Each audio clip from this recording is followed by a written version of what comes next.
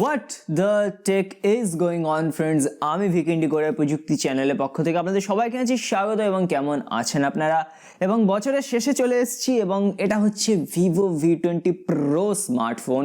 এবং আমাদের চ্যানেলে আজ অবধি বহু ব্র্যান্ডের বিভিন্ন রকম প্রোডাক্টের রিভিউ করা হচ্ছে, কিন্তু এর আগে কখন আমরা ভিভোর কোনো প্রোডাক্টের রিভিউ করিনি। তো পার্সোনালি এটা আমি ফার্স্ট টাইম কোনো ভিভোর ফোন ইউজ করছি এবং এই ভিডিওতে আমরা বিস্তারিত রিভিউ করতে চলেছি, ভালো মন্দ সব দিক তুলে ধরবো।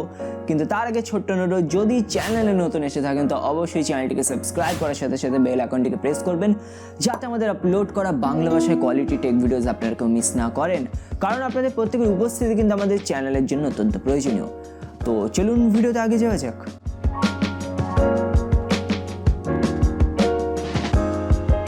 তো শুরুতেই আমি ডিজাইন এবং বিল্ড কোয়ালিটি নিয়ে কথা বলতে চাইবো, এবং এটা হচ্ছে সেই জায়গায় যেখানে ভিভোর চরম হেটাররাও মাথা নত করে দেবে। তার কারণ বন্ধুরা, এই ফোনটার সৌন্দর্যটার দিকে একবার তাকান।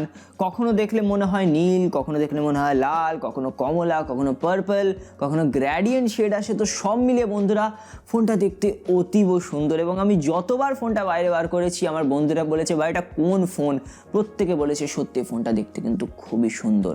এবং এর পেছনে দেওয়া হয়েছে আপনাকে একটি গ্লাস ব্যাক, এবং গ্লাস শুধু নয়, এর উপরে কিন্তু একটি ম্যাট টাইপের ফিনিশ দেওয়া হয়েছে, যার কারণে ধরতে বেশ একটু কেমন যেন হালকা সফটও লাগে। এবং সাথে বন্ধুরা এখানে কিন্তু ফিঙ্গারপ্রিন্টটা খুব কম অ্যাট্রাক্ট হয়, এটা একটি খুবই ভালো দিক।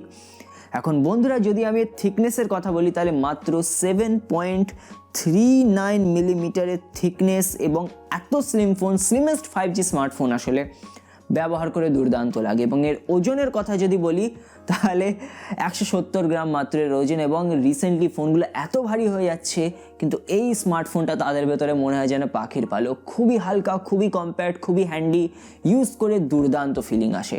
এবং বন্ধুরা শুধু তাই নয়, এর যে বেজেলস বলুন বা চিন বলুন সেগুলো কিন্তু খুবই মিনিমাল। তো এই ডিজাইনের এবং বিল্ড কোয়ালিটির জায়গা বন্ধুরা একদম নো ডাউট 10 আউট অফ 10। এখানে আপনাকে দেওয়া হয়েছে 6.44 ইঞ্চের full HD plus AMOLED display. এবং বন্ধুরা যেমনটা আমরা অ্যামোলেড ডিসপ্লে থেকে আশা রাখি, কালার রিপ্রোডাকশন খুবই সুন্দর, ভিভিড কালার্স পাবেন, খুবই পাঞ্চি লাগে দেখতে, কন্টেন্ট ভিডিও এক্সপিরিয়েন্স দুর্দান্ত হয়ে যায়, ভিডিও দেখতে খুবই সুন্দর লাগবে। ডিপ ব্ল্যাকস যেগুলো অনেকে চান না, তো সেটা এখানে পাবেন, কোনো অসুবিধা হবে না।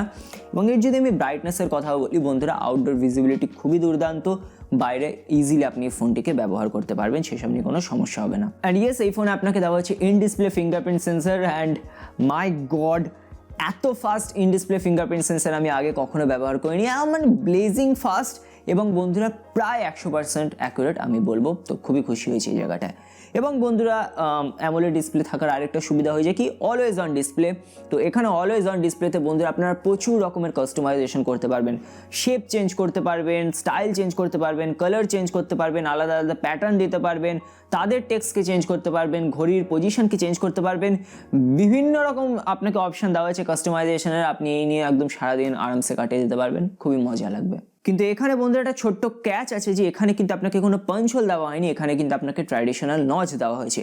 এখন কেন, এর পেছনে কিন্তু একটি কারণ রয়েছে। এর যদি ফ্রন্ট ক্যামেরা সেটআপের কথা বলি, তাহলে প্রাইমারি দেওয়া হয়েছে 44 মেগাপিক্সেলের, আর সেকেন্ডারি দেওয়া হয়েছে 8 মেগাপিক্সেলের আলট্রা ওয়াইড। এবং বন্ধুরা এই সেন্সারগুলো এতটা বড় হয়ে যায় যে সেগুলো পাঞ্চ হোলের ভেতরে দিলে খুবই বাজে লাগতো দেখতে, সেই কারণে তারা আমার মনে হয় এটা নচের ভেতরে দিয়েছে। যাই হোক, চলুন ফ্রন্ট ক্যামেরার কথা বলি। এবং আমি অ্যামেজড হয়ে গেছিলাম ফ্রন্ট ক্যামেরার কোয়ালিটি দেখে। যে কোনো লেন্স থেকে বলুন বন্ধুরা, ডাইনামিক রেঞ্জ এত দুর্দান্ত মেনটেন হয়, আপনি সাবজেক্ট বলুন বা ব্যাকগ্রাউন্ড বলুন সব কিছু পারফেক্টলি এখানে ফোকাসে থাকে। এবং আই অটো ফোকাস যেটা বলা হয় সেটা এখানে দেওয়া হয়েছে। ডাইনামিক রেঞ্জ খুবই ভালো মেনটেন হয়, কালার প্রসেসিং মোটো ওভার শার্পনিং লাগে না বন্ধুরা, খুবই ভালো সেলফিস তুলতে পারবেন। এবং ইয়েস, স্কিন একটা হালকা স্মুদেনিং টোন চলে আসে, কিন্তু সে আগেকার দিনের মতো সে অ্যাগ্রেসিভ পুরোই কিছুই জাস্ট মুখের বোঝা যাচ্ছে না ওরকম নয়। ক্যামেরা কোয়ালিটি খুবই ভালো। ফ্রন্ট ক্যামেরা দিয়ে আপনারা 4K 60 FPS অব্দি ভিডিও রেকর্ডিং করতে পারবেন, এবং 4K 30 FPS অব্দি আপনাকে EIS এর সাপোর্টও দেওয়া হয়েছে, খুবই ভালো স্টেবল ভিডিও তুলতে পারবেন বন্ধুরা। ফ্রন্ট ক্যামেরার ভিডিও রিপ্রোডাকশন খুবই ভালো।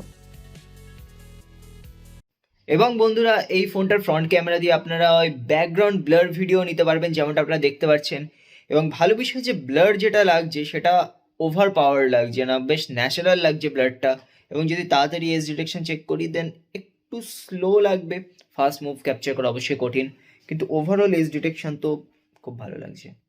এবং বন্ধুরা এটা দিয়ে আপনারা ব্ল্যাক অ্যান্ড হোয়াইট ব্যাকগ্রাউন্ডের ভিডিও নিতে পারবেন। এবং দেখতে পাচ্ছেন হাতটা ঠিকঠাক কতটাও ডিটেক্ট করতে পারছে না। তো হাতটাকে যদি নিচে রেখে দিই দেন বাদ বাকি দেখতে তো দারুণ লাগছে এবং ট্র্যাকিং তো যথেষ্ট ভালো।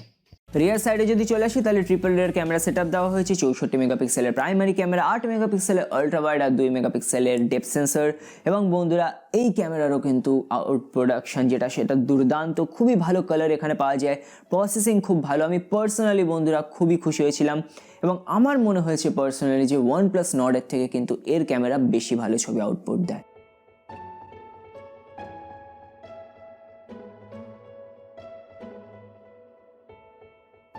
এবং রেয়ার ক্যামেরাস দিয়েও আপনারা সুপার স্টেডি ভিডিওস তুলতে পারবেন, ভিডিওর কোয়ালিটি খুবই দুর্দান্ত, শার্পনেস একদম পারফেক্ট। আমার কিন্তু এর ক্যামেরা সেটআপ খুবই ভালো লেগেছে।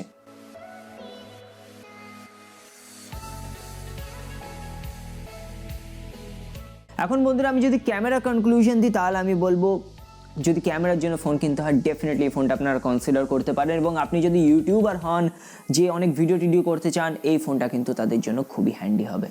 চলুন এবার পারফরমেন্সের কথা বলি। তো স্ন্যাপড্রাগন 765G চিপসেট দেওয়া হয়েছে, 8GB র্যাম এবং 128GB স্টোরেজ, এবং পারফরমেন্স যেমনটা আশা করা যায় চিপসেট থেকে একদম স্মুথ আছে।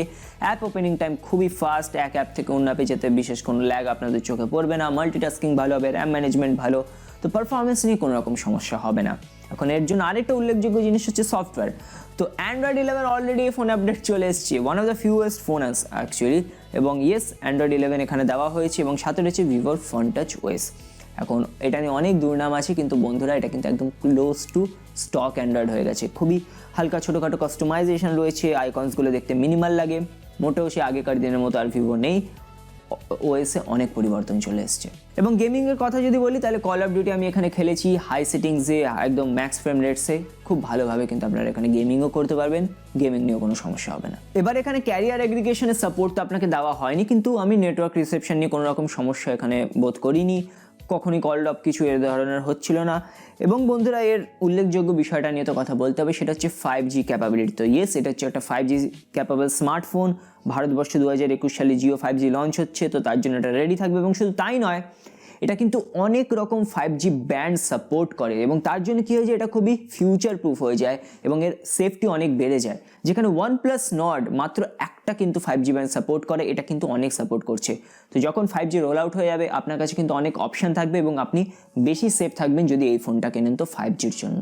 এখানে আপনাকে স্টিরিও স্পিকারসে দেওয়া হয়নি, কিন্তু এই সিঙ্গেল স্পিকারের কোয়ালিটি আমি ডিসেন্ট এনা বলবো, লাউড আছে, ঠিকঠাক আছে, বেস্ট নয়। এবং এখানে কিন্তু আপনাকে কোনো রকম 3.5mm হেডফোন জ্যাক দেওয়া হয়নি।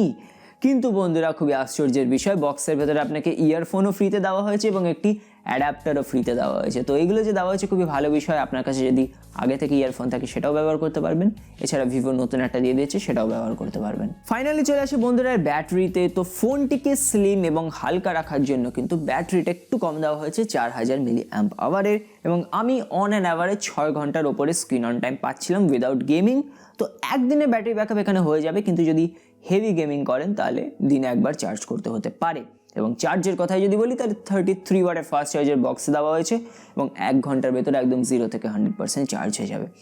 চলুন হিটিং নিয়ে কথা বলি। তো অনেস্টলি এখন শীতকাল চলছে, তো হিটিং ওইভাবে পরীক্ষা করা যায় না, বাট আমি সিরিয়াসলি এখানে কোনো রকম হিটিং ইস্যু একেবারেই নোটিস করিনি। আমি লং সেশনে বাইরে ক্যামেরা ইউজ করেছি, আমি কিন্তু সমস্যার বোধ করিনি।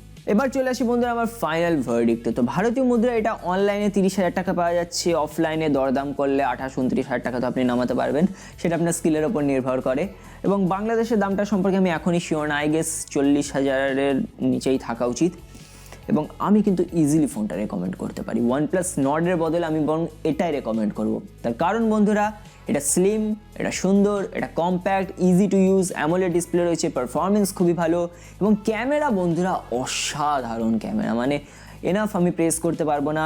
যদি ইউটিউবার হন যে অনেক ভিডিও করবে তাদের জন্য এই ফোনটা দুর্দান্ত হবে। এবং সব কিছু ভালো, ডিসপ্লেতে শুধু 90 হার্টজের রিফ্রেশ রেট। ওভারঅল আমি বন্ধুরা খুবই খুশি, ফিউচার প্রুফ স্মার্টফোন আমার ভালো লেগেছে। কিন্তু আপনাদের কেমন লাগলো কমেন্ট করে জানাতে ভুলবেন না। ভিডিওটি ভালো লাগলে বেশি লাইক করবেন। তো আপনার দিন ভালো কাটুক, এই আশা আজকের মতো বিদায় জানাচ্ছি, সবাই ভালো থাকবেন।